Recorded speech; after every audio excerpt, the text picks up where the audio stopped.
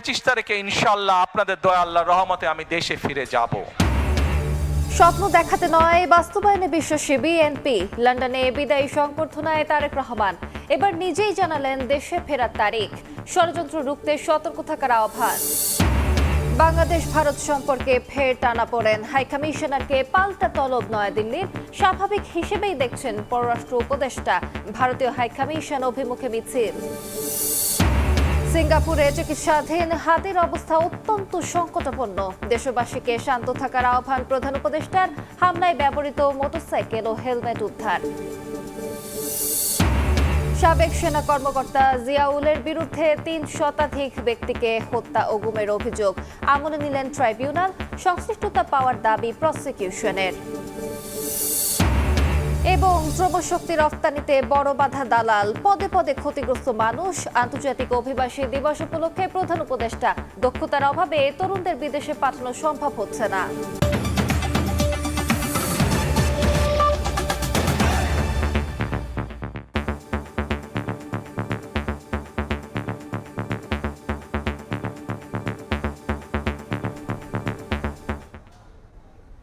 প্রবাসী সময়ের সঙ্গে আছি আমি আলিশা ইসলাম।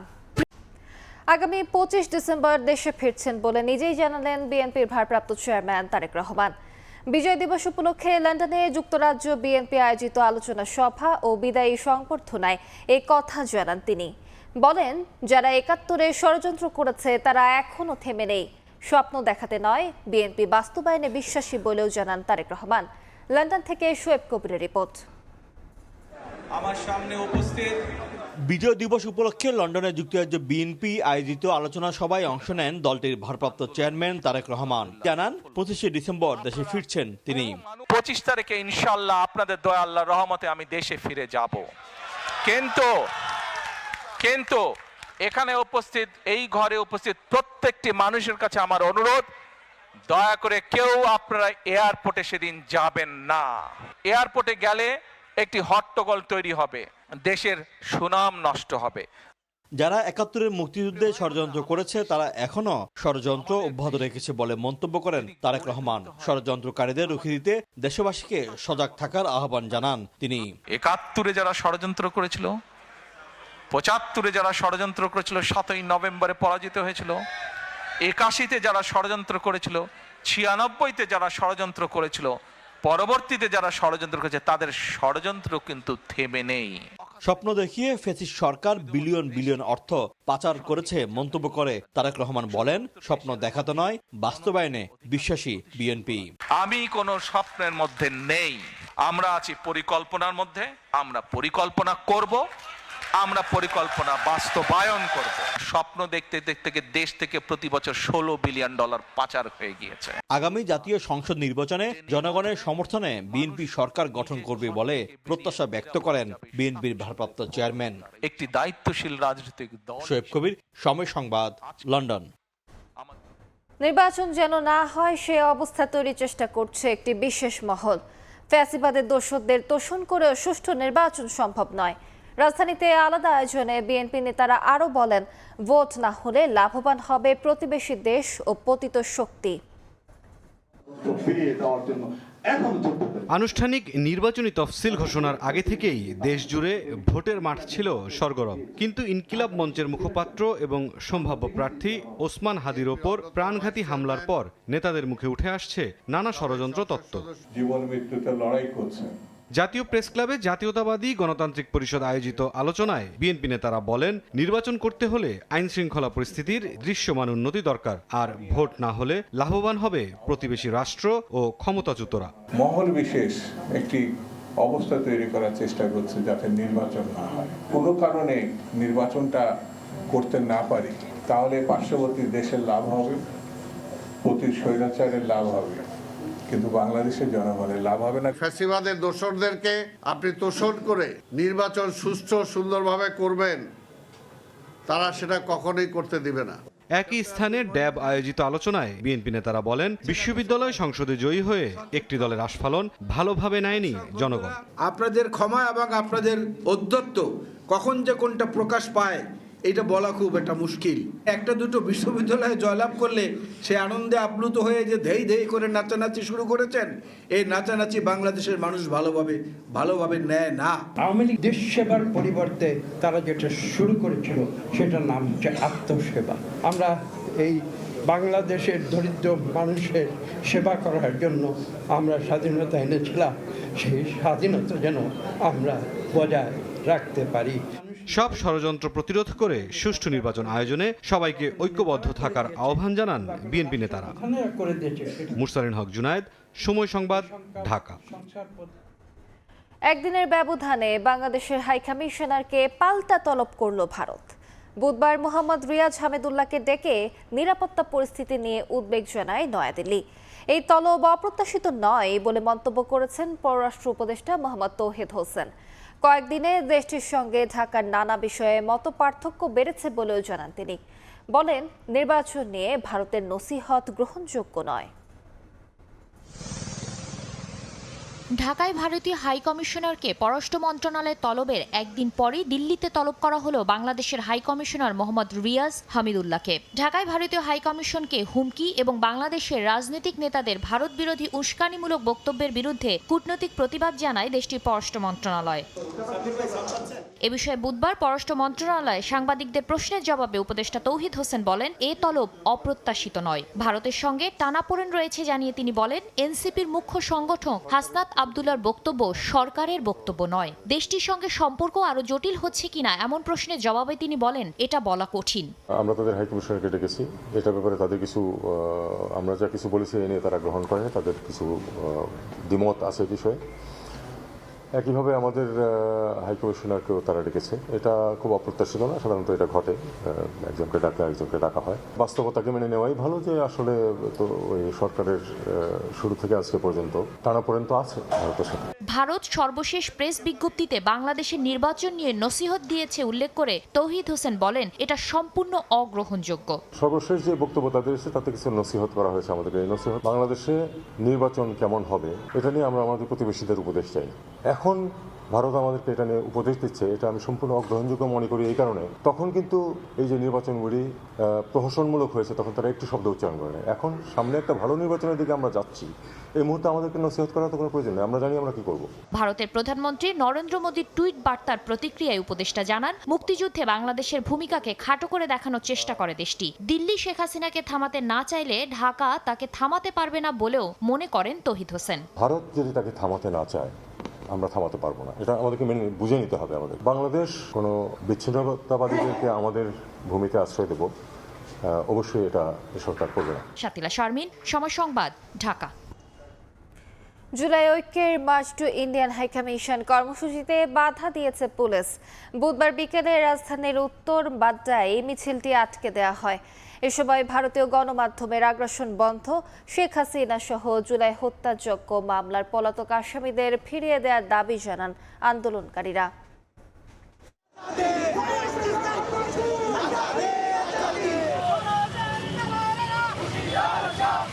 রাজধানীর রামপুরা ব্রিজ থেকে বুধবার বিকেলে ভারতীয় হাই কমিশনের উদ্দেশ্যে মিছিল নিয়ে যাত্রা করে জুলাই ঐক্যের কর্মী সমর্থকরা। ওসমান হাদির উপর হামলায় জড়িতদের গ্রেফতার, শেখ হাসিনা সহ জুলাই গণঅভ্যুত্থানে দায়ের হওয়া মামলায় পলাতক আসামিদের ফিরিয়ে দেওয়ার দাবিতে মার্চ টু ভারতীয় হাই কমিশন কর্মসূচি পালন করে জুলাই ঐক্য। মিছিলটি উত্তর বাড্ডা এলাকায় পৌঁছালে পুলিশের বাধার মুখে পড়ে। এ সময় দুপক্ষের মধ্যে উত্তেজনা ছড়িয়ে পড়লে বন্ধ হয়ে যায় যান চলাচল। সতর্ক অবস্থান নেন দায়িত্বরত পুলিশ সদস্যরা। এক পর্যায়ে আন্দোলনরতরা ব্যারিকেডের সামনেই অবস্থান নিয়ে স্লোগান দেন, বাংলাদেশের মাটিতে আর কোনো ভারতীয় প্রক্সিদের মেনে নেওয়া হবে না। পরে উত্তপ্ত পরিস্থিতি সামলাতে ঘটনাস্থলে হাজির হন ডাকসু নেতারা। আন্দোলনকারীদের সঙ্গে একাত্মতা প্রকাশ করে ডাকসুর সাহিত্য ও সাংস্কৃতিক বিষয়ক সম্পাদক মুসাদ্দেক আলী বলেন, জুলাই গণঅভ্যুত্থানের মাধ্যমে শেখ হাসিনার পতন হলেও দলটির তৎপরতা এখনো চলমান। ভারত যদি বাংলাদেশকে অস্থিতিশীল করার জন্য, চোরাগুপ্তা হামলা চালানোর জন্য একের পর এক এই পদক্ষেপগুলো নিতেই থাকে, পরের বার আমরা আসবো, সবার হাতে থাকবে খুন্তা কোরাল, একটা ইট আস্ত রাখা হবে না এখানে। প্রায় 1.5 ঘন্টা পর আন্দোলনকারীরা সড়ক ছেড়ে দিলে যান চলাচল স্বাভাবিক হয়। কামরুল হাসান, সময় সংবাদ, ঢাকা। ওসমান হাদির অবস্থা অত্যন্ত সংকটাপন্ন। দেশবাসীকে শান্ত থাকার আহ্বান জানিয়েছেন প্রধান উপদেষ্টা। সিঙ্গাপুরে চিকিৎসাধীন ওসমান হাদিকে দেখতে গিয়েছিলেন দেশটির পররাষ্ট্রমন্ত্রী ডক্টর ভিভিয়ান বালাকৃষ্ণন। রাতে বালাকৃষ্ণন প্রধান উপদেষ্টা ডক্টর মোহাম্মদ ইউনুসকে ফোন করেন এবং হাদির চিকিৎসা কার্যক্রম সম্পর্কে অবহিত করেন। জানান, হাদির অবস্থা অত্যন্ত সংকটাপন্ন। প্রধান উপদেষ্টা দেশবাসীকে শান্ত থাকার আহ্বান জানিয়ে হাদির জন্য দোয়া ও প্রার্থনা করার অনুরোধ জানিয়েছেন।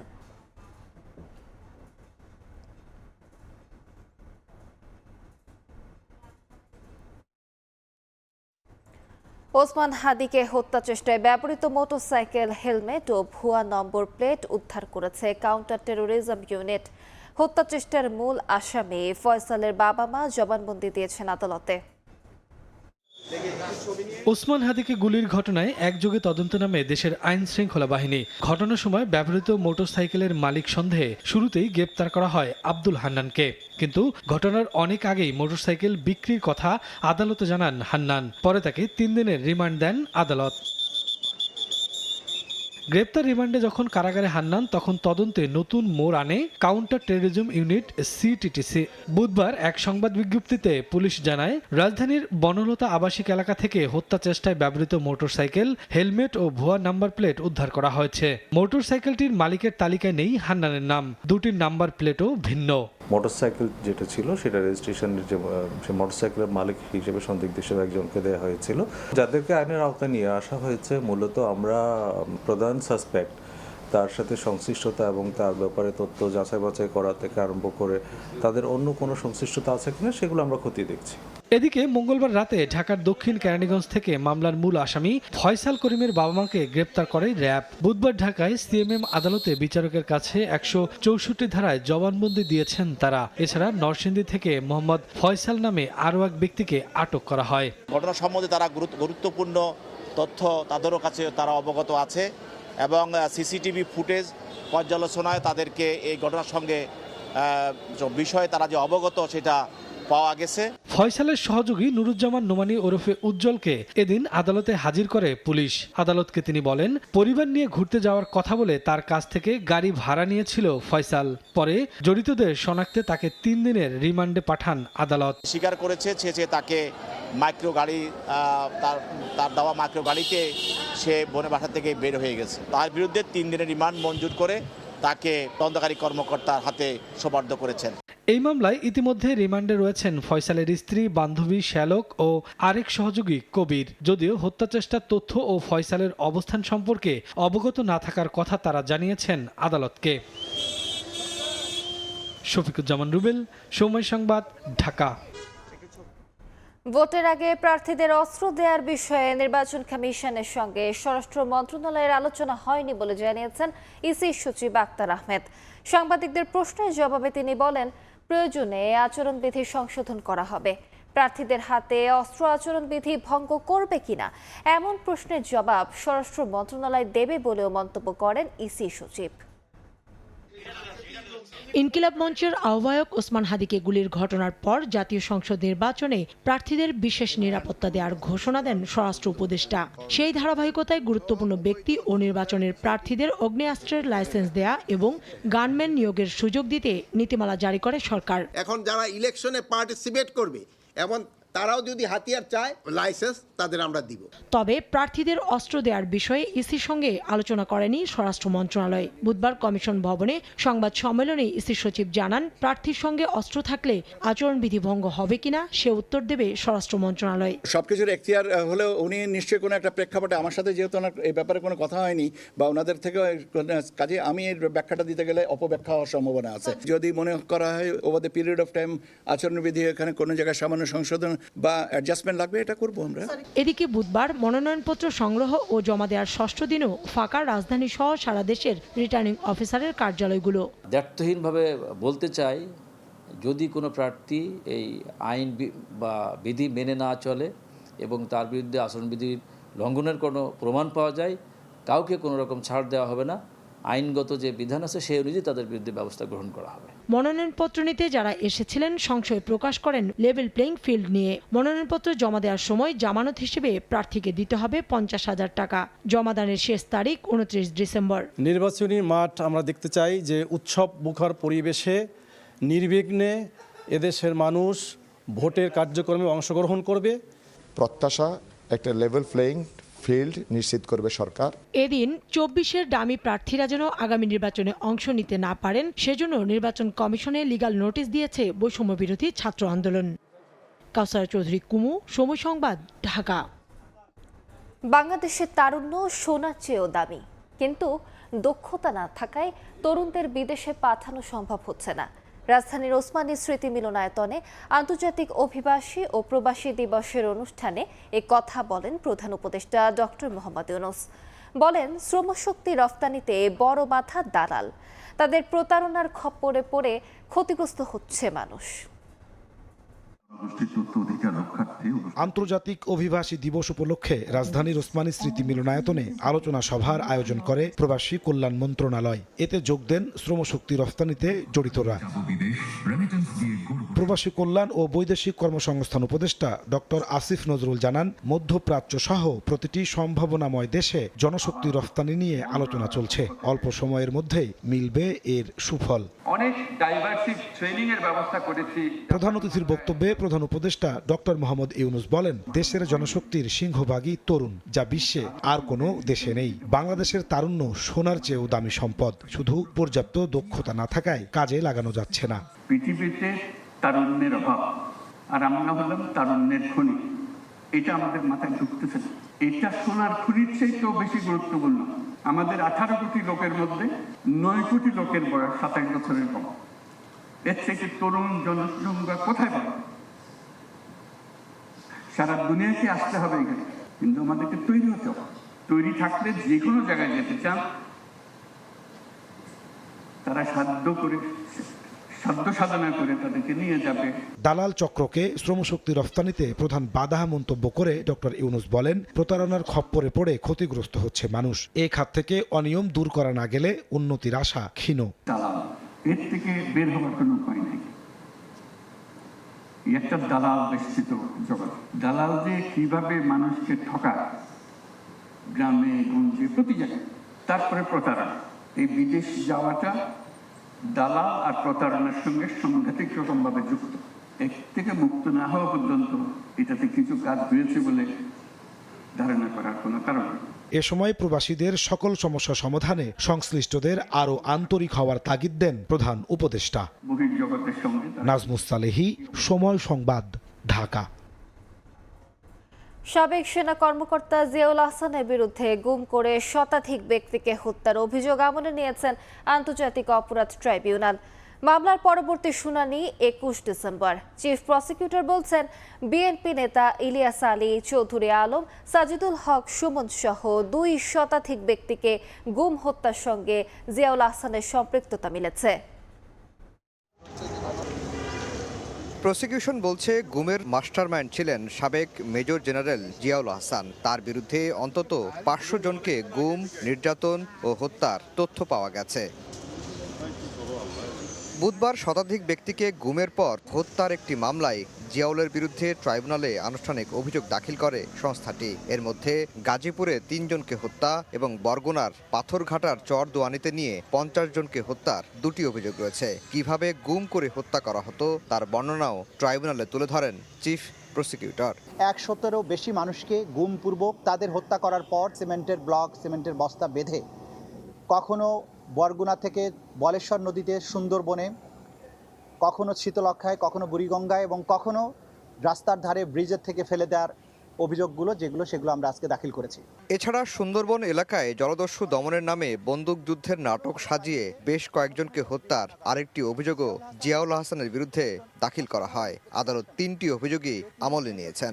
আমরা এখানে মূলত 3টি অভিযোগের বিচার প্রার্থনা করেছি, বাকিগুলোর ব্যাপারে বলেছি যে সেগুলোর ব্যাপারে এত বিস্তৃত তথ্য যে সেগুলোর তদন্ত এখনো শেষ হয়নি বলে আমরা সেই ব্যাপারগুলোতে আলাদাভাবে তদন্ত রিপোর্ট দাখিল করার ব্যাপারে আমাদের তদন্ত সংস্থা প্রস্তুতি নিচ্ছেন। তাজুল ইসলাম বলেন, বিএনপি নেতা ইলিয়াস আলী, চৌধুরী আলম, সাজিদুল হক সুমন ও সালাউদ্দিন আহমেদকে গুম ও 2 শতাধিক মানুষকে নৃশংসভাবে হত্যায় তার সম্পৃক্ততার তথ্য প্রমাণ মিলেছে। এদেরকে পূর্ব থেকে গ্রেপ্তার করে রেখে তাদেরকে ওখানে হত্যা করে তারপরে ফাঁকা আওয়াজ করে গুলি করে তারা ক্রস ফায়ারের পরিবেশ তৈরি করত এবং সাংবাদিকদের মাধ্যমে তথ্যচিত্র বানিয়ে প্রচার করত যে বিশাল বীরত্বপূর্ণ কাজ তারা করেছে।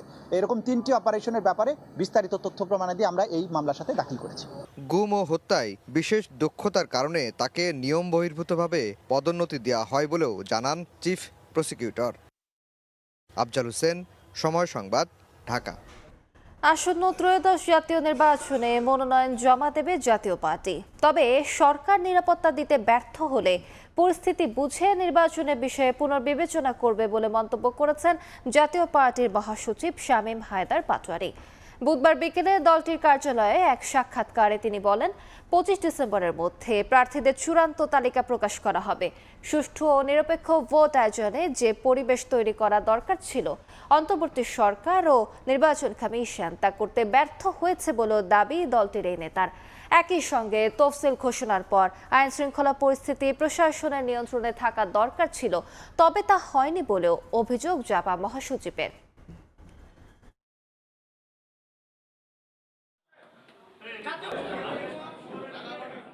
আমাদের এখনকার যে আভ্যন্তরীণ তফসিল হয়েছে, নিজস্ব যে ফ্রেম, আমরা 25 তারিখের মধ্যে আমাদের প্রার্থীর চূড়ান্ত তালিকা পাবলিশ করবো এবং নমিনেশন দিয়ে দিব। তাদের জীবন ঝুঁকির মুখে ফেলতে পারি না। আমরা প্রতিনিয়ত পর্যবেক্ষণ করব। যদি কখনো মনে হয় আমাদের তীব্র নিরাপত্তা ঘাটতি আছে, সরকার সম্পূর্ণভাবে ব্যর্থ, নির্বাচন কমিশন সম্পূর্ণভাবে ব্যর্থ সুষ্ঠু নির্বাচন করতে, অথবা একটা সম্পূর্ণ ফার্সিক্যাল পাতানো ইলেকশন হবে, জাতীয় পার্টি তার সিদ্ধান্ত পুনর্বিবেচনা করবে।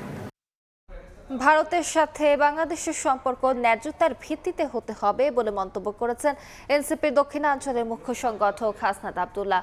বুধবার বিকেলে কুমিল্লার দেবিদ্বার উপজেলার ফুলতলী এলাকায় উঠান বৈঠকে তিনি এই কথা বলেন। হাসনাত আব্দুল্লাহ বলেন, ভারত বাংলাদেশের সার্বভৌমত্বকে সম্মান করলে তাদের সীমান্তের প্রতি সম্মান থাকবে। সীমান্তে দেখামাত্র গুলি করে মারা পলিসিতে ভারত যদি বিশ্বাস করে তবে প্রতিবাদ চলবে। সম্পর্ক হবে ন্যায্যতার ভিত্তিতে। আপনিও সন্ত্রাস ছাড়বেন না, আপনার সার্বভৌমত্ব আমরা সম্মান করব, আপনার সীমান্তের প্রতি আমাদের সম্মান থাকবে, কিন্তু শর্ত হইল আমার সীমান্তকে আপনি কি করতে হবে, সম্মান দেখাইতে হবে। আপনি যদি দেখা মাত্রই গুলি মারা এই পলিসিতে বিশ্বাস করেন, আমি তো আপনাকে দেখা মাত্রই সালাম দেওয়া নীতিতে থাকবো না। সাবেক ভূমিমন্ত্রী সাইফুজ্জামান চৌধুরী জাবেদের পরিবার নিয়ন্ত্রিত ইউসিবিএল ব্যাংক থেকে ঋণের নামে 56 কোটি টাকা লোপাটের অভিযোগ উঠেছে। দুদক জানায়, নিরীহ মানুষের জাতীয় পরিচয়পত্র সংগ্রহ করে নাম সর্বস্ব 8টি প্রতিষ্ঠান খুলে এ অর্থ লোপাট করা হয়। এ ঘটনায় জাবেদের 2 ভাই সহ 115 জনের বিরুদ্ধে 8টি মামলা করেছে দুদক। ইউনাইটেড কমার্শিয়াল ব্যাংক ইউসিবিএল সাবেক ভূমিমন্ত্রী সাইফুজ্জামান চৌধুরী জাবেদ পরিবারের নিয়ন্ত্রণে ছিল বলে অভিযোগ রয়েছে। এসব অভিযোগের ভিত্তিতে গত 1 বছরে অর্থ লুটপাটের একাধিক ঘটনায় জাবেদ পরিবারের বিরুদ্ধে মামলা করেছে দুদক। এবার দুদক বলছে, রিকশা চালক, প্রবাসী সহ সাধারণ নিরীহ মানুষের জাতীয় পরিচয়পত্র সংগ্রহ করে নাম সর্বস্ব 8টি প্রতিষ্ঠান খুলে ব্যাংক থেকে ঋণের নামে 56 কোটি টাকা লোপাট করা হয়েছে। এ ঘটনায় জাবেদের 2 ভাই সহ 115 জনের বিরুদ্ধে 8টি মামলা করেছে দুদক। নাম সর্বস্ব ভুয়া 8টি প্রতিষ্ঠানের নামে মোট 56 কোটি 15 লাখ টাকা আত্মসাতের অভিযোগে ইসি কমিটির চেয়ারম্যান আনিসুজ্জামান, সাবেক পরিচালক ও ইসি কমিটির সদস্য বশিরউদ্দিন আহমেদ সহ মোট শতাধিক ব্যক্তির এবং ইউসিবিএলের কর্মকর্তা এবং তাদের সংশ্লিষ্ট লোকদের বিরুদ্ধে মোট 8টি মামলা দায়ের করেছে কমিশন। এদিন জনতা ব্যাংক থেকে ঋণের নামে 3160 কোটি টাকার বেশি আত্মসাতের অভিযোগে এস আলম গ্রুপের চেয়ারম্যান সাইফুল আলম সহ 68 জনের বিরুদ্ধে চট্টগ্রাম দুদক কার্যালয়ে মামলা করেছে সংস্থাটি। তাসলিম তৌহিদ, সময় সংবাদ, ঢাকা। সেপ্টেম্বর শেষে 17টি ব্যাংকে খেলাপি ঋণ হয়েছে 50% বেশি। এর মধ্যে 6 থেকে 8টি পড়েছে খাদের কিনারায়। তবে আর কোনো ব্যাংক অধিগ্রহণে নেবে না বলে সাফ জানিয়েছে বাংলাদেশ ব্যাংক। ব্যাংকগুলোর মোট ঋণের প্রায় 36% খেলাপিতে পরিণত হয়েছে। তবে 17টি ব্যাংকের খেলাপি ঋণ 50%-এর উপরে। 90%-এর বেশি খেলাপিতে প্রায় সর্বশান্ত 6টি ব্যাংক। বাংলাদেশ ব্যাংকের সর্বশেষ হালনাগাদ তথ্যে এ চিত্র উঠে আসে। এসব ব্যাংকে টাকা তুলতে পারছেন না আমানতকারীরা। তবে 5 ব্যাংককে একীভূত করে সম্মিলিত ইসলামী ব্যাংকের মতো আর কোনো ব্যাংক অধিগ্রহণে নেওয়া হবে না বলে জানিয়েছে কেন্দ্রীয় ব্যাংক। ফলে আমানতকারীদের টাকা ফেরতের দায়িত্ব নিতে হবে সংশ্লিষ্ট ব্যাংকগুলোকে। সরকারের এই মুহূর্তে আর কোনো ব্যাংক এইভাবে অধিগ্রহণ বিনিয়োগের মাধ্যমে অধিগ্রহণের সুযোগ আছে বলে আমি মনে করি না। গত সেপ্টেম্বর শেষে 61টি ব্যাংকের মধ্যে 23টির খেলাপি ঋণ 10%-এর নিচে রয়েছে। 11 থেকে 20%-এর নিচে রয়েছে 13টি ব্যাংকের খেলাপি। 21 থেকে 50%-এর নিচে রয়েছে 8টি ব্যাংকের। তবে গড়ে 17 ব্যাংকের খেলাপি 50%-এর উপরে। ব্যাংকগুলোর টিকে থাকতে ঋণ আদায় ছাড়া বিকল্প নেই জানিয়ে কেন্দ্রীয় ব্যাংক জানায় 1 টাকাও নতুন করে খেলাপি তৈরি করা যাবে না। নতুন করে যে ঋণ দেওয়া হবে এটা সম্পূর্ণ ডিউ ডিলিজেন্স ফলো করা হবে এবং আর একটি টাকাও ঋণও নতুন করে খেলাপি করতে দেওয়ার সুযোগ দেওয়া যাবে না। আর যে লোনগুলি খেলাপি হয়েছে সেটা স্বাভাবিক নিয়মে আদায় করা সম্ভব না হলে অবশ্যই আইনি প্রক্রিয়া যেতে হবে।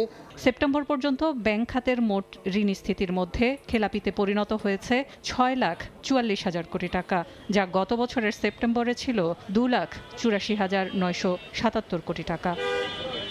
সেলিয়া সুলতানা, সময় সংবাদ, ঢাকা। বাংলাদেশে গাড়ির বাজার সম্প্রসারণ করতে চায় জাপানি প্রতিষ্ঠান টয়োটা। এরই অংশ হিসেবে ঢাকায় অফিসিয়াল শোরুম চালু করেছে প্রতিষ্ঠানটি। নতুন মডেলের গাড়ি প্রতিযোগিতামূলক দামে কেনার সুযোগ পেয়ে খুশি ব্যবহারকারীরা। ক্রমবর্ধমান চাহিদা মাথায় রেখে বিক্রয়োত্তর সেবা নিশ্চিতেই এমন উদ্যোগের কথা জানিয়েছে টয়োটা বাংলাদেশ। খুচরা যন্ত্রপাতির সহজলভ্যতা ও টেকসই মানের কারণে বাংলাদেশের সড়কে বছরের পর বছর ধরে দাপিয়ে বেড়াচ্ছে জাপানি ব্র্যান্ড টয়োটার গাড়ি। গাড়ির বাজারে টয়োটার দখল 80% হলেও এর বেশিরভাগই রিকন্ডিশন। সময়ের সঙ্গে তাল মিলিয়ে মিৎসুবিশি, বিএমডব্লিউ, মার্সিডিজের নতুন গাড়ি বিক্রির শোরুম গড়ে উঠলেও টয়োটার অফিসিয়াল বিক্রয় প্রতিষ্ঠান ছিল না ঢাকায়। এতদিন টয়োটার ব্র্যান্ড নিউ গাড়ি দেশে বাজারজাত করে আসছিল ইসলাম গ্রুপের প্রতিষ্ঠান নাভানা লিমিটেড। তবে বুধবার রাজধানীর তেজগাঁওয়ে নিজেদের অফিসিয়াল শোরুম চালু করলো Toyota. We are here now to reshape the new car market industry. As you know that Toyota market in Bangladesh 80 to 90% is Toyota on the road.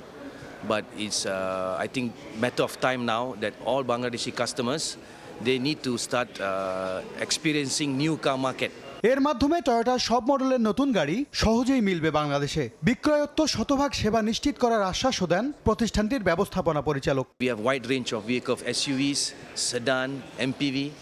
For government customers, we have all the microbus and also minibus as well. We will bring in genuine spare parts. And in the future, we also have our own service centers as well, so that if you want to go for a service of your brand new car, you can come to us. জনপ্রিয় brand টয়োটার official সেবা চালু হওয়ায় প্রতিযোগিতামূলক দামে কাঙ্ক্ষিত গাড়ি কেনার সুযোগকে ইতিবাচক হিসেবে দেখছেন গাড়ি প্রেমীরা। টয়োটা এখন নিজেরা বাংলাদেশের মার্কেটে আসছে। আমি মনে করি যে টয়োটার বাংলাদেশের সার্ভিস এবং sales is going to be much better then what previously was. সরাসরি মানুষ এসে তাদের সাথে যাচাই বাছাই করে কথা বলতে পারবে এবং আই থিঙ্ক থার্ড পার্টি না থাকার কারণে তাদের প্রাইসটাও একটু হলেও কমে আসবে। ইতোমধ্যে সরকারি প্রতিষ্ঠান প্রগতিকে 36টি এসইউভি মডেলের গাড়ি হস্তান্তর করার কথাও জানিয়েছে Toyota Bangladesh limited. MS Arifin, সময় সংবাদ, ঢাকা। ফায়ার সার্ভিসের 11টি ইউনিটের 3.5 ঘন্টার চেষ্টায় নিয়ন্ত্রণে আসে পুরান ঢাকার ইসলামবাগের আগুন। তবে এরই মধ্যে ক্ষতিগ্রস্ত হয়েছে বেশ কয়েকটি ভবন।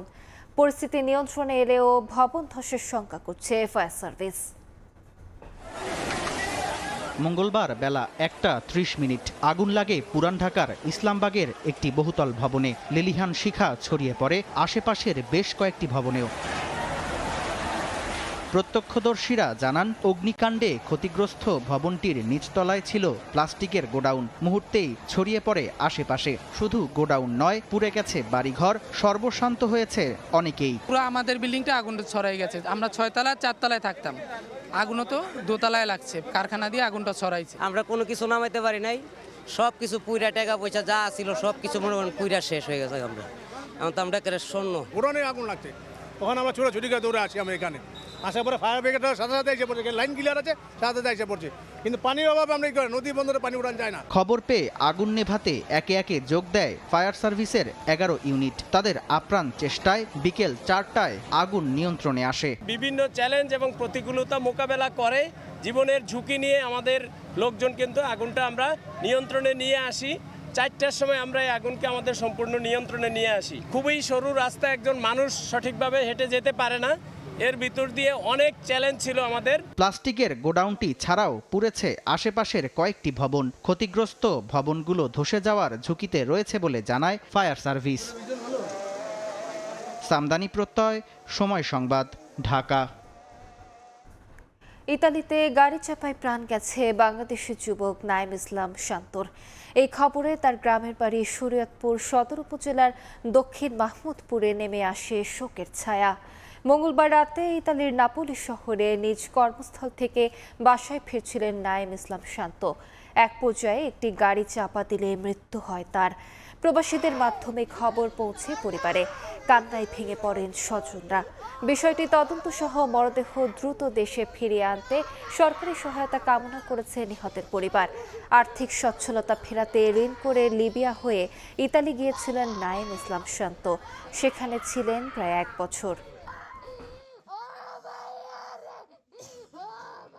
ওর সাথে ধস্তাধস্তি হয়েছে, মারামারি হয়েছে, ওর কাছ থেকে ছিনিয়ে নিতে চাইছে ফোন। টোটালি ওর উপর দিয়ে একটা গাড়ি চলে গেছে। মাইরে অনেক রাস্তায় ফালাইছে গেছে গা। পরবর্তীতে একটা ইটালিয়ান লোক দেখা পুলিশ খবর দিছে। প্রতিদিন ডিউটিতে যাওয়া আসা করতো।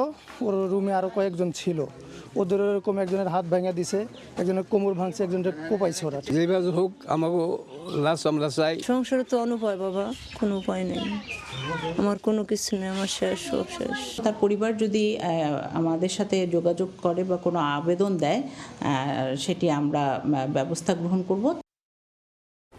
মালয়েশিয়ায় নিজ কর্মস্থলে দুর্বৃত্তদের হামলায় প্রাণ হারিয়েছেন বাংলাদেশি নাগরিক মোহাম্মদ কবির। নিহতের গ্রামের বাড়ি নাটোরের বড়াই গ্রামের কৈলাপাড়ায় স্বজনদের শোকের মাতম। মালয়েশিয়ার জোহর জেলায় একটি প্রতিষ্ঠানে দীর্ঘদিন ধরে নিরাপত্তা কর্মীর চাকরি করতেন মোহাম্মদ কবির। 16 ডিসেম্বর রাতে সেখানে হানা দেয় একদল দুর্বৃত্ত। এ সময় তাদের বাধা দিলে কবিরকে হাত পা বেঁধে হত্যা করে পালিয়ে যায় সন্ত্রাসীরা। উপার্জনক্ষম ব্যক্তিকে হারিয়ে দিশেহারা কবিরের পরিবার। মরদেহ দেশে ফিরিয়ে আনতে সরকারের সহায়তা কামনা করেছেন তারা। জানুয়ারির প্রথম সপ্তাহে দেশে ফেরার কথা ছিল তার।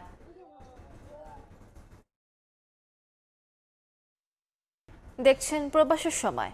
এবার আন্তর্জাতিক খবর। ভেনেজুয়েলা সরকারকে বিদেশি সন্ত্রাসী সংগঠন হিসেবে আখ্যা দিয়েছেন মার্কিন প্রেসিডেন্ট ডোনাল্ড ট্রাম্প।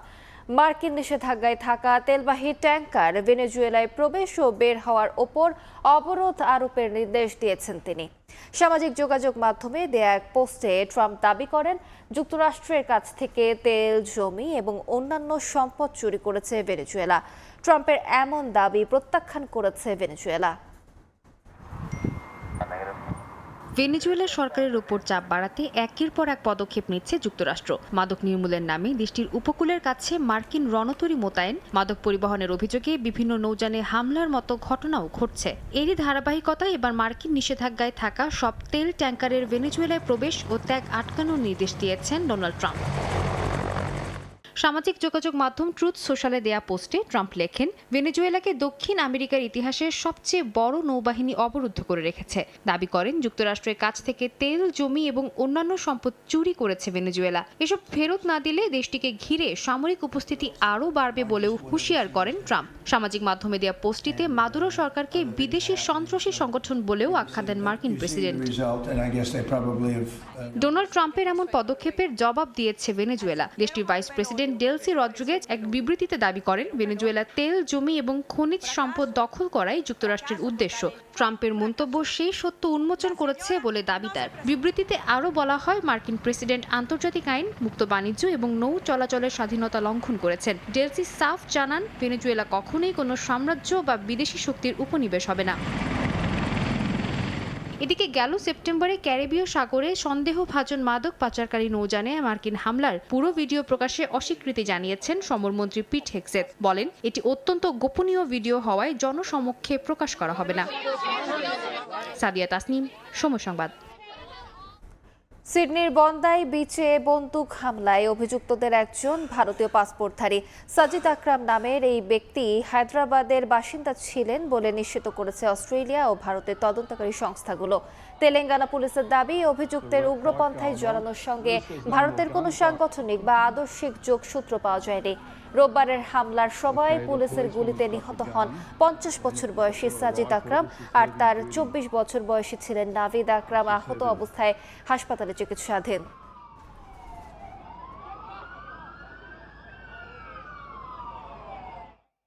ভারতের পশ্চিমবঙ্গে ভোটার তালিকার নিবিড় নিরীক্ষণের প্রথম খসড়া তালিকা থেকে বাদ পড়েছে প্রায় 59 লাখ। একই সঙ্গে অন্তত 30 লাখ ভোটারের পূর্বসূরির সঙ্গে বর্তমান অবস্থান মিল না থাকায় প্রয়োজনীয় নথিপত্র নিয়ে তলব করা হবে বলেও জানা গেছে। বিস্তারিত জানাচ্ছেন সুব্রত আচার্য, ছবি তুলেছেন বিশ্বজিৎ দাস।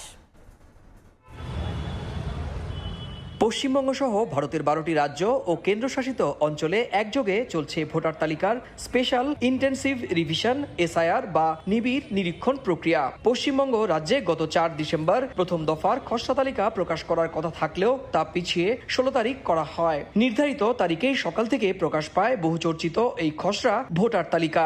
এতে রাজ্যে মোট ভোটারের সংখ্যা 7,16,631 জন। তবে এই তালিকা থেকে 1,66,00,000 ভোটারকে সন্দেহের চোখে দেখছে নির্বাচন কমিশন।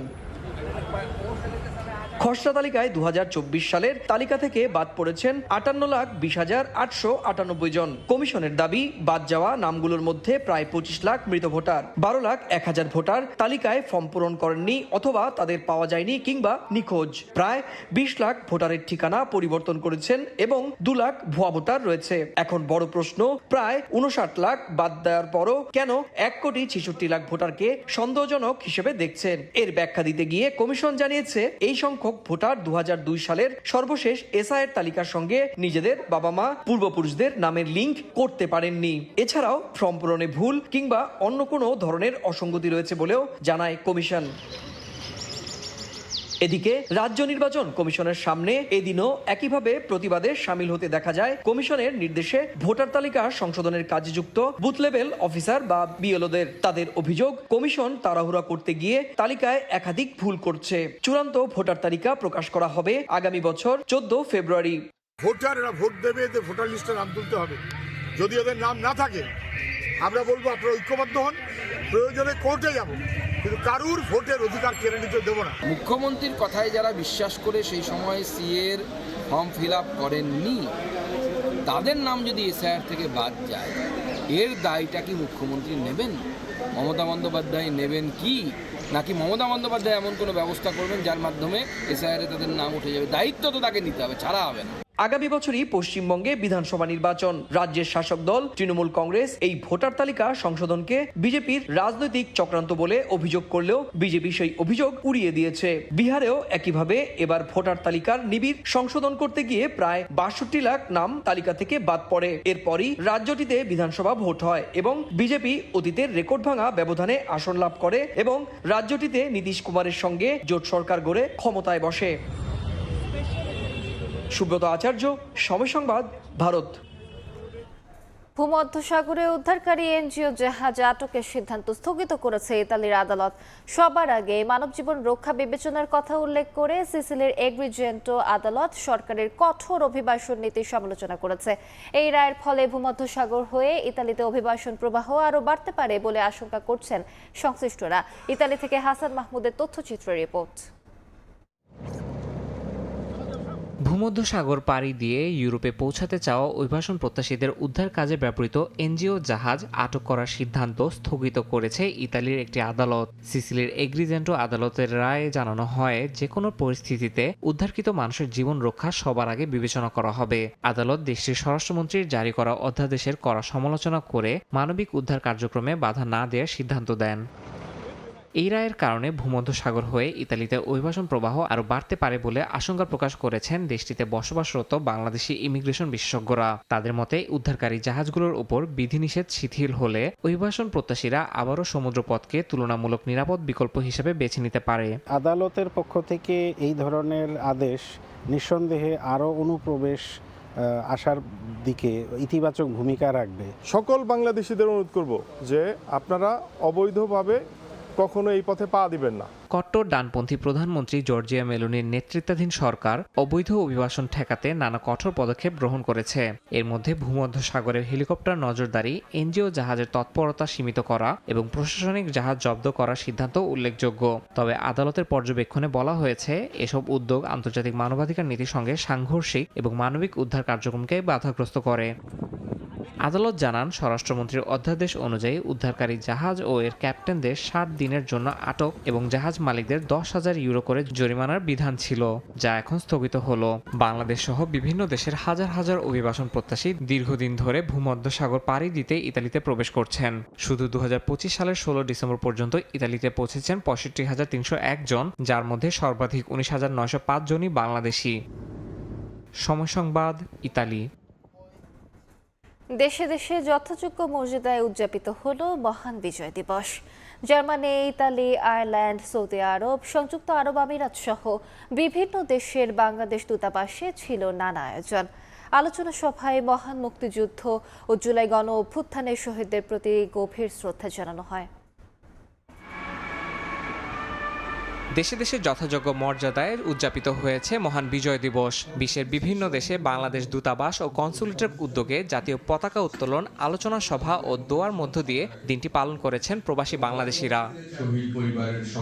জার্মানির রাজধানী বার্লিনে বাংলাদেশ দূতাবাসের উদ্যোগে মহান বিজয় দিবস পালিত হয়। জাতীয় সঙ্গীতের মাধ্যমে জাতীয় পতাকা উত্তোলন করেন রাষ্ট্রদূত সহ অন্যান্য কর্মকর্তারা। পরে দূতাবাসের মিলনায়তনে মহান মুক্তিযুদ্ধ ও জুলাই আগস্টের ছাত্র জনতার আন্দোলনে শহীদদের স্মরণে 1 মিনিট নীরবতা পালন করা হয়। আলোচনা সভায় রাষ্ট্রপতি, প্রধান উপদেষ্টা ও পররাষ্ট্র উপদেষ্টার বাণী পাঠ করা হয়। অনুষ্ঠানে বীর মুক্তিযোদ্ধা, জার্মান বিএনপি নেতৃবৃন্দ ও প্রবাসী বাংলাদেশিরা অংশ নেন। সৌদি আরবের রিয়াদে বাংলাদেশ দূতাবাসে সকালে জাতীয় সঙ্গীতের সঙ্গে জাতীয় পতাকা উত্তোলনের মাধ্যমে বিজয় দিবসের কর্মসূচি শুরু হয়। সৌদি রাষ্ট্রদূত স্মৃতিসৌধে পুষ্পস্তবক অর্পণ করে শহীদদের প্রতি শ্রদ্ধা জানান। আলোচনা সভায় তিনি বলেন, দেশের স্বাধীনতা ও অর্থনৈতিক অগ্রগতিতে প্রবাসীদের ভূমিকা অত্যন্ত গুরুত্বপূর্ণ। একই দিনে জেদ্দায় অবস্থিত বাংলাদেশ কনসুলেটেও জাতীয় পতাকা উত্তোলন ও পুষ্পস্তবক অর্পণের মাধ্যমে দিবসটি পালিত হয়। আলোচনা সভায় বক্তারা মুক্তিযুদ্ধে বীর মুক্তিযোদ্ধাদের আত্মত্যাগ গভীর কৃতজ্ঞতার সঙ্গে স্মরণ করেন। শেষে দেশ ও জাতির কল্যাণ কামনায় বিশেষ দোয়া পাঠ করা হয়। কুয়েতে যথাযোগ্য মর্যাদায় ও ভাবগাম্ভীর্যের মধ্য দিয়ে মহান বিজয় দিবস উদযাপন করেছে বাংলাদেশ দূতাবাস। সকালে জাতীয় সঙ্গীতের সঙ্গে জাতীয় পতাকা উত্তোলনের পর দূতাবাসের হলরুমে আলোচনা সভায় রাষ্ট্রপতি ও প্রধান উপদেষ্টার বাণী পাঠ করা হয়। অনুষ্ঠানে প্রবাসী বাংলাদেশের কমিউনিটির নেতৃবৃন্দ ও গণমাধ্যম কর্মীরা উপস্থিত ছিলেন। শেষ পর্যায়ে দোয়া ও মোনাজাত এবং একটি তথ্যচিত্র প্রদর্শনের মাধ্যমে কর্মসূচির সমাপ্তি ঘটে। দক্ষিণ কোরিয়ায় সিউলে বাংলাদেশ দূতাবাসের উদ্যোগে যথাযোগ্য মর্যাদায় মহান বিজয় দিবস পালন করা হয়। আলোচনা সভায় রাষ্ট্রদূত 1971 সালের মহান মুক্তিযুদ্ধ এবং 2024 সালের জুলাই আগস্ট গণ অভ্যুত্থানের শহীদদের প্রতি গভীর শ্রদ্ধা জানান। অনুষ্ঠানে বিভিন্ন রাজনৈতিক দলের নেতা, ব্যবসায়ী, সামাজিক ও সাংস্কৃতিক কর্মীরা অংশ নেন এবং বিজয়ের চেতনায় ঐক্যবদ্ধ থাকার অঙ্গীকার ব্যক্ত করেন। ইয়াসিন মোহাম্মদ জিসান, সময় সংবাদ। যুক্তরাষ্ট্রের লস অ্যাঞ্জেলেসের বাংলাদেশ কনসুলেটে মহান বিজয় দিবস উদযাপিত হয়েছে।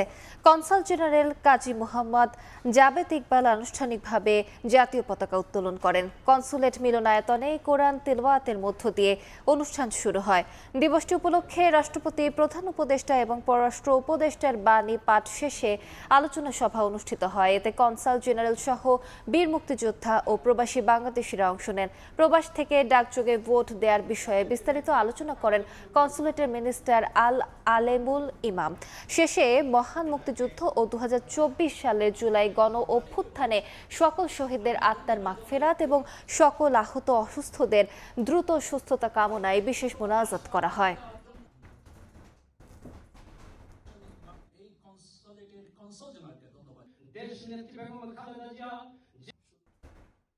দেখছেন প্রবাসের সময়। নিরাপত্তার শঙ্কায় বিপিএল উদ্বোধনী প্রোগ্রাম এবং কনসার্ট আয়োজন না করার সিদ্ধান্ত নিয়েছে বিসিবি এবং টুর্নামেন্ট গভর্নিং কাউন্সিল। এক সংবাদ বিজ্ঞপ্তিতে বিষয়টি নিশ্চিত করেছে ক্রিকেট বোর্ডের মিডিয়া বিভাগ। সরকারের পক্ষ থেকে এই মুহূর্তে বড় ধরনের জনসমাগম হয় এমন আয়োজনে বিরত থাকার পরামর্শ থেকেই এই সিদ্ধান্ত নিয়েছে তারা। নানা চড়াই উতরাই পেরিয়ে নির্ধারণ হয়েছে বিপিএল এর দিনক্ষণ। সবকিছু ঠিক থাকলে 26 ডিসেম্বর থেকে মাঠে গড়াবে বিপিএল এর 12তম আসর। তবে অনিশ্চয়তা যেন কাটছেই না। নতুন বোর্ডের অধীনে নতুন রূপে সাজানো হচ্ছে বিপিএল, কিন্তু শুরুতেই বাধার মুখে পড়তে যাচ্ছে ফ্র্যাঞ্চাইজি টুর্নামেন্ট। 26শে ডিসেম্বর সিলেট থেকে বিপিএল শুরু হলেও 24শে ডিসেম্বর ঢাকার মিরপুরে কনসার্ট আয়োজনের পরিকল্পনা করেছিল ক্রিকেট বোর্ড। বিপিএল নিয়ে উন্মাদনা বাড়াতে প্রায় প্রতি বছরই এ আয়োজন করে থাকে বিপিএল গভর্নিং কাউন্সিল। গেল বছর লিগ শুরুর আগে পাকিস্তানি সঙ্গীত শিল্পী রাহাত ফতেহ আলী খানকে নিয়ে এসে আয়োজন করা হয়েছিল কনসার্টের। কথা ছিল এবার আর বিদেশি শিল্পী নয়, দেশি শিল্পীদের নিয়ে আরো জমকালোভাবে উদ্বোধনী অনুষ্ঠান করবে বিপিএল গভর্নিং কাউন্সিল। তবে এবার আর কনসার্ট করা হচ্ছে না। দেশে এরই মধ্যে ঘোষণা করা হয়েছে জাতীয় নির্বাচনের তফসিল। 25শে ডিসেম্বর দেশে আসার কথা বিএনপির ভারপ্রাপ্ত চেয়ারম্যান তারেক রহমানের, যে কারণে বিশেষ নিরাপত্তা ব্যবস্থা নিচ্ছে আইন শৃঙ্খলা বাহিনী। জানা গেছে বর্তমান পরিস্থিতিতে 24শে ডিসেম্বর কনসার্ট আয়োজন ঝুঁকিপূর্ণ মনে করছে আইন শৃঙ্খলা রক্ষাকারী বাহিনী, যে কারণে বড় জনসমাগম হয় এমন আয়োজন থেকে বিরত থাকার নির্দেশনাও দেওয়া হয়েছে সরকারের পক্ষ থেকে। রাত 10টায় গণমাধ্যমে পাঠানো এক বার্তায় বিষয়টি নিশ্চিত করেছে ক্রিকেট বোর্ড। সেখানে জানানো হয় মাঠে আগত দর্শকদের নিরাপত্তার কথা ভেবেই আপাতত কোনো প্রকার উদ্বোধনী অনুষ্ঠান কিংবা কনসার্ট করা থেকে বিরত থাকছে বিপিএল গভর্নিং কাউন্সিল। তবে মাঠে খেলা গড়ানো নিয়ে কোনো শঙ্কা নেই বলে নিশ্চিত করেছেন তারা। উদ্বোধনী আয়োজন বাদ পড়লেও সিলেটের লাক্কাতুরা ক্রিকেট স্টেডিয়ামে যথাসময়ে শুরু হচ্ছে এবারের বিপিএল। নিয়ন মোহাইমিন, সময় সংবাদ। আইপিএলের রেকর্ড দামে বিক্রির পরদিনই মুস্তাফিজের ম্যাজিক। IL T20-তে দুবাই ক্যাপিটালসের জার্সিতে দুর্দান্ত বোলিং করেছেন টাইগার পেসার। সাকিবের MI এমিরেটসের বিপক্ষে 4 ওভারে 34 রান দিয়ে 3 উইকেট নিয়েছেন কাটার মাস্টার। দুবাই ইন্টারন্যাশনাল স্টেডিয়ামে বল হাতে ম্যাজিক দেখাচ্ছেন মোস্তাফিজুর রহমান, ডাগআউটে দর্শক সাকিব আল হাসান। আগে ফ্র্যাঞ্চাইজি ক্রিকেটে বাংলাদেশের পোস্টার বয় ছিলেন তিনি, কিন্তু এখন রাজত্ব মুস্তাফিজের। IPL এর মিনি নিলামে বাংলাদেশি ক্রিকেটারদের মধ্যে রেকর্ড 9 কোটি 20 লাখ টাকায় বিক্রি হয়েছেন। তাকে নিয়ে কাড়াকাড়ি লাগিয়েছিল কয়েকটি ফ্র্যাঞ্চাইজি। অবশেষে শাহরুখ খানের কলকাতা নাইট রাইডার্স ছিনিয়ে নিয়েছে কাটার মাস্টারকে। নিলামে কেন তাকে নিয়ে এত হইচই সেটা প্রমাণ করতে একেবারে কালক্ষেপণ করেননি। পরদিনই ফিজের ঝলক দেখেছে IL T20। সাকিববিহীন MI এমিরেটসের বিপক্ষে ম্যাচে দুবাই ক্যাপিটালসের হয়ে সেরা বোলিংটাই করেছেন টাইগার সুপারস্টার। তার কাটারের মায়াজালে দলীয় স্কোরটাকে নাগালের বাইরে নিয়ে যেতে পারেনি MI। স্লগ ওভারে রীতিমতো ত্রাস ছড়িয়েছেন মোস্তাফিজ। ইনিংসের 18তম ওভারের প্রথম বলে ডেঞ্জারম্যান রশিদ খানকে আউট করে শুরু। এরপর British hard hitter Tom Banton আর আফগান AM গজনফারকে ফেরান প্যাভিলিয়নে। 1 ওভারে 3 উইকেট নিয়ে প্রতিপক্ষের রানের রাশ টেনে ধরেন কাটার মাস্টার। শেষ পর্যন্ত বোলিং ফিগার 4 ওভারে 34 রান দিয়ে 3 উইকেট। এ নিয়ে আসরে 5 ম্যাচ খেললেন ফিজ। 9 উইকেট নিয়ে সর্বোচ্চ উইকেট শিকারীর তালিকায় আছেন 5 নম্বরে। মাকসুম আলম খান, সময় সংবাদ। এই পর্যায়ে শীর্ষ সংবাদগুলো জানিয়ে দিচ্ছি আরেকবার। 25 তারিখে ইনশাআল্লাহ আপনাদের দয়া আল্লাহর রহমতে আমি দেশে ফিরে যাব। স্বপ্ন দেখাতে নয়, বাস্তবায়নে বিশ্বাসী বিএনপি। লন্ডনে বিদায়ী সংবর্ধনায় তারেক রহমান এবার নিজেই জানালেন দেশে ফেরার তারিখ। ষড়যন্ত্র রুখতে সতর্ক থাকার আহ্বান। বাংলাদেশ ভারত সম্পর্কে ফের টানাপোড়েন। হাইকমিশনারকে পাল্টা তলব নয়াদিল্লির, স্বাভাবিক হিসেবেই দেখছেন পররাষ্ট্র উপদেষ্টা। ভারতীয় হাইকমিশন অভিমুখে মিছিল। এবং সিঙ্গাপুরে চিকিৎসাধীন হাদির অবস্থা অত্যন্ত সংকটাপন্ন। দেশবাসীকে শান্ত থাকার আহ্বান প্রধান উপদেষ্টার। হামলায় ব্যবহৃত মোটরসাইকেল ও হেলমেট উদ্ধার।